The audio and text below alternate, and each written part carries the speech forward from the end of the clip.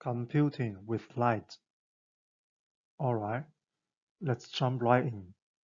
Today, we are talking about a technology that could totally flip the script on the future of AI. It's a whole new way of computing, one that literally uses light to handle the insane calculations that AI needs and maybe, just maybe, break past the limits of our current tech.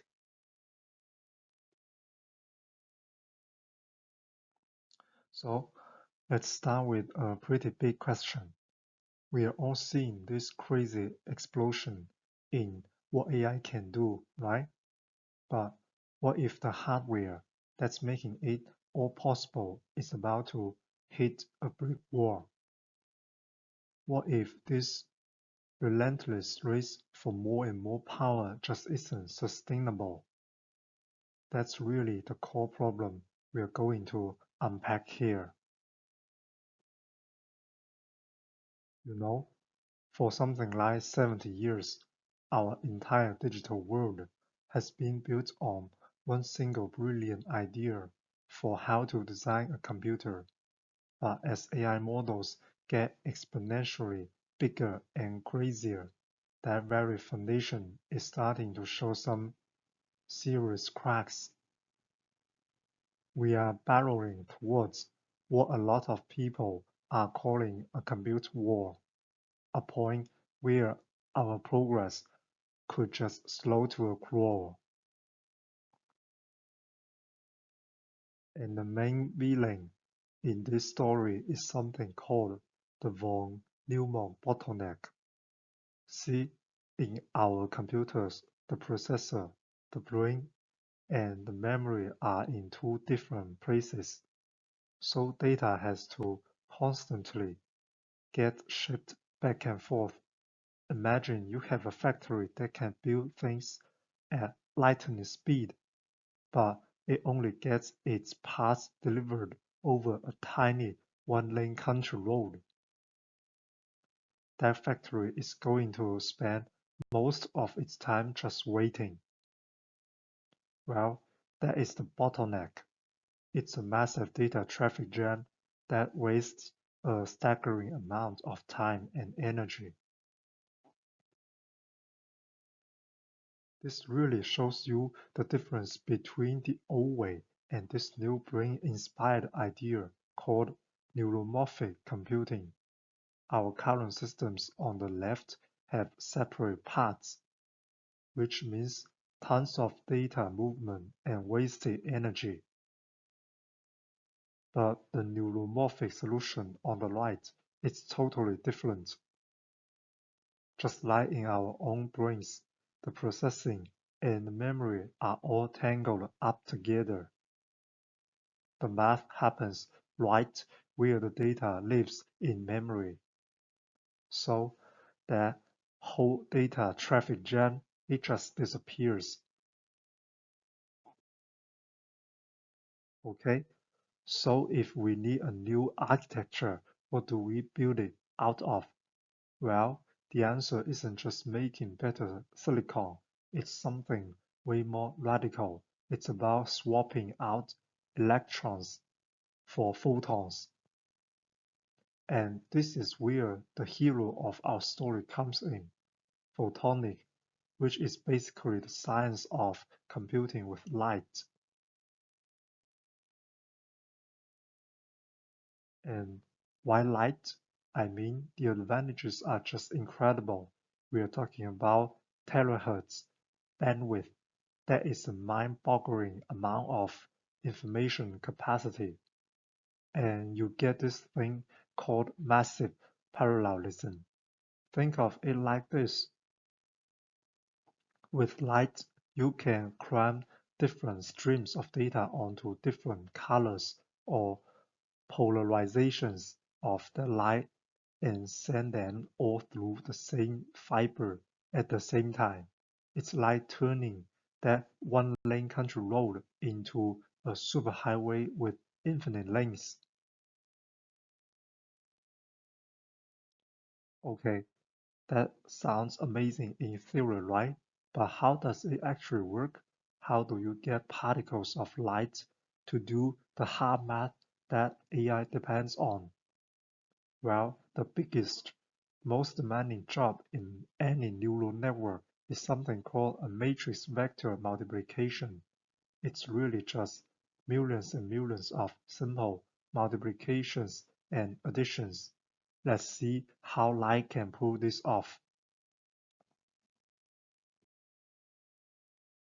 In the digital world we live in, this is surprisingly complicated. Just to multiply two little 8-bit numbers, you need something like 3,000 transistors all flipping on and off. It works for sure, but it takes a ton of hardware and energy. Now we can be a bit clever with analog electronics. Instead of using all those transistors to simulate the math, you can just use the actual laws of electricity, like Kirchhoff's law, to get the answer for you. This is way more efficient. We're talking about like 500 times fewer parts, but we can do even better. And this this is where the magic happens. With photonic math, you just let physics do the work. When two light waves run into each other, they interfere. Their waves naturally add up or cancel each other out. The universe literally does the addition for you pretty much instantly. And for basically zero extra energy, it is just ridiculously elegant and efficient way to do math. But of course, there's a catch. There's always a catch, right? The digital world is perfect. A 1 is always a 1. A 0 is always a 0. But the analog world, the world of light waves, is messy, it's noisy, and this brings us to the central conflict of our story, the analog precision problem. This chart right here is the key to the whole thing. For a digital computer, if you want more precision, you just add more transistors. The energy cost goes up in a nice straight line.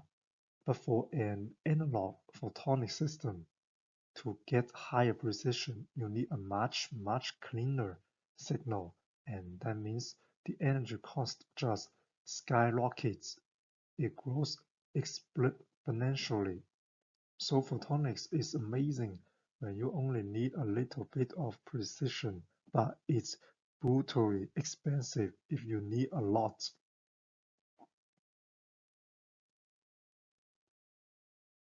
So does that kill the whole idea?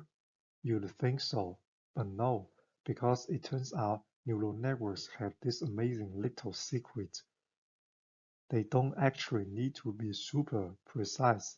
All the research shows that they are surprisingly tough, and they can work with incredible accuracy using just 4 to 8 bits of precision, which is exactly the sweet spot where photonics is the most efficient. And that discovery, well, that opens the door to the real breakthrough. This is the climax of our story. It's a super clever way of combining the hardware and the software to get the best of both worlds. You get the speed of analog light and the accuracy of the digital AI, which leads us to this question.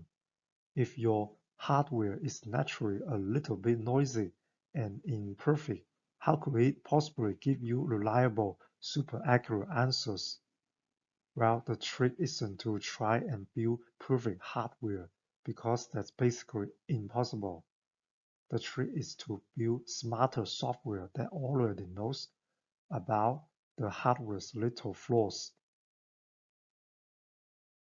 The concept is called Optics informed deep learning.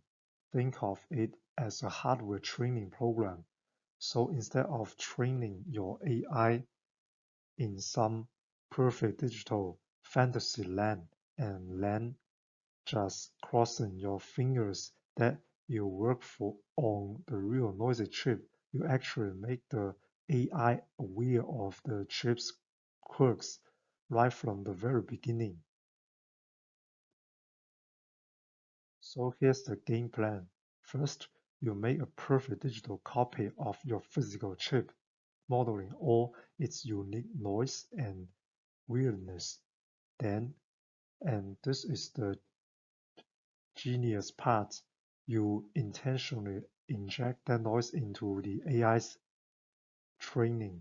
It's kind of like teaching a self-driving car to drive on a real bumpy road full of potholes instead of a perfectly smooth racetrack. What happens? The AI doesn't just learn the patterns, it learns to see those patterns through all the noise, making it super tough and resilient to the hardware-specific flaws. And look, this isn't just a cool idea in a research paper anymore. These principles are what's moving this technology from the lab into the real world.